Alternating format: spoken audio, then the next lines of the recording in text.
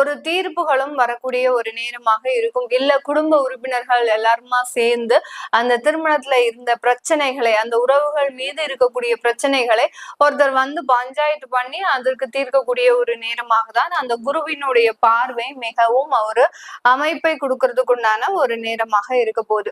இந்த ரிஷப ராசி என்பர்கள் இவர்கள் செய்யாத தவறுக்கு அலுவலகத்துல பிரச்சனையை அனுபவிச்சுட்டு இருக்கிறாங்க. யாரோ செஞ்சு வச்ச தப்பு பாத்தீங்கன்னா இன்னைக்கு நாங்க அதை அனுபவிச்சுட்டு இருக்கிறோம் அப்படின்னு சொல்லக்கூடிய அளவிற்கு இந்த ரிஷபராசி என்பர்கள் நிறைய தேவையில்லாத பிரச்சனைகள்ல மாற்றிடுவாங்க. எதுக்காக மாற்றுறாங்க அப்படின்னா இவர்கள் வாய் வந்து சும்மாவே இருக்காது. ஏதாவது ஒண்ணு பேச்சு ரொம்ப கேஷுவலா பேசுறேன் அப்படின்ற ஒரு அமைப்புல இவர்கள் பேசி அந்த பிரச்சனையை தனக்குத்தானே உள்வாங்கி கொள்ளக்கூடியவர்கள் அந்த நம்ம ரிஷபராசி என்பர்கள். இதனால கடந்த காலத்துல அலுவலக